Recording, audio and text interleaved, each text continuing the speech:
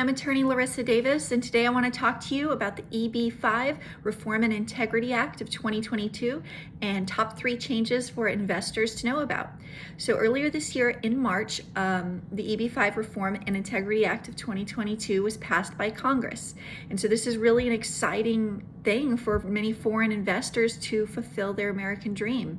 There have been a lot of rule changes related to EB-5 in the past, but this law change is really a big deal because it's the first time that the law has changed since 1993. All the other changes up to now that you've seen throughout the years related to EB-5 were mainly regulatory changes or they were in the USCIS policy guidance. But this is actually, this time, the law itself that has changed.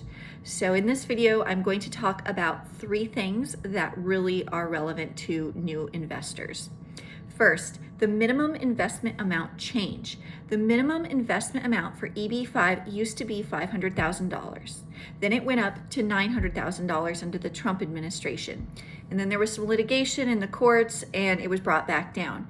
It is now established at $800,000 for the T projects, targeted employment area projects.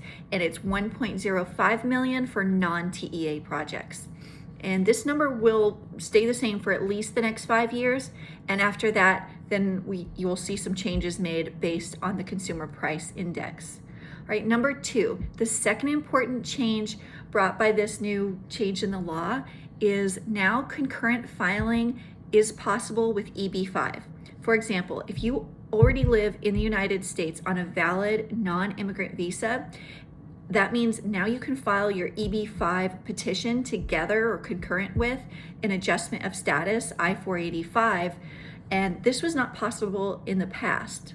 So until now, even if you were in the United States, you could not file for the adjustment of status until after the I-526 was approved. And I-526 approvals until recently were taking upwards of 2 years. So, and then the I-526s were not even being adjudicated during the last 9 months before the law took effect because the EB-5 program had lapsed. So before the lapse of the EB-5 program in July 2021, of course, we had COVID and that really slowed down adjudications. And then, of course, before COVID, we had the Trump administration artificially depressing the number of approvals. So there's this huge backlog of I-526 adjudications. And so new I-526 filings can take upwards of 3 years or more. So the fact that you can now file concurrently an adjustment of status together with your I-526 is a pretty big deal if you're thinking about EB-5 and you are already in the United States. Because this means that you will be able to get both the EAD, your employment authorization document or work permit, and your travel documents to travel outside of the United States while your I-526 is pending. Now, the EAD and advanced parole, or the work permit and your travel permit, will probably take at least 6 months to get approved. So there have been backlogs with work permits. There have been some recent cases filed in court, the litigation because people were not getting their work permits for a year or more. So I'm not sure how long it's exactly going to take now that EB-5 is back up, but it won't be 3 months like it used to be a few years ago.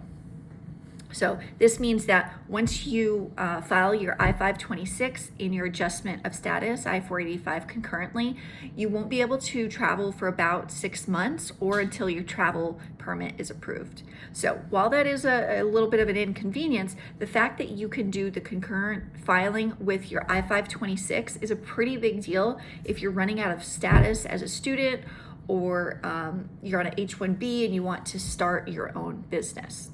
Now, here's a very important thing about concurrent filing. Not everyone can do it.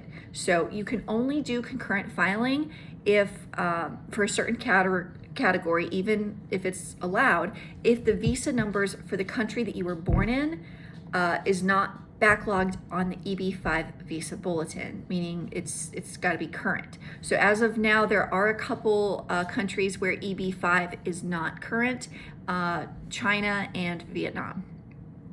All right, number 3. So another big change of the legislation in 2022 is that it now protects people who have invested already and filed the I-526, and in the case of future lapses of the Regional Center program. So as I mentioned earlier, the Regional Center program had lapsed for 9 months. So the EB-5 program was lapsed. And so the industry generally knew that it was going to come back online, but this had never taken place for such an extended period of time. Like there wasn't this lapse that occurred for so long, for so many months. So this made a lot of people nervous, of course, and then USCIS wasn't processing any I-526s or even the I-485s related to I-526s, which was really delaying the processes for so many people.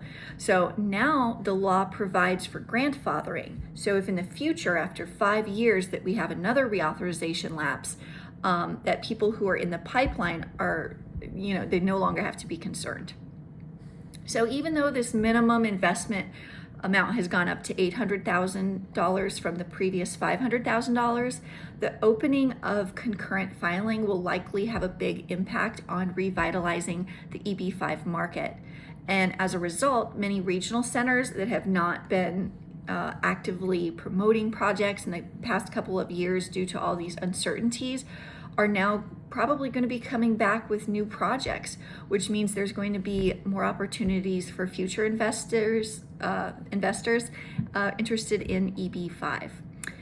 Lastly, in addition to these 3 changes that I've talked about, the new law also comes out with new rules related to regulating existing regional centers. So if you filed an I-526 on or before June 30th, 2021, that is the end of the previous regional center program, then USCIS is processing those regional center related I-526s.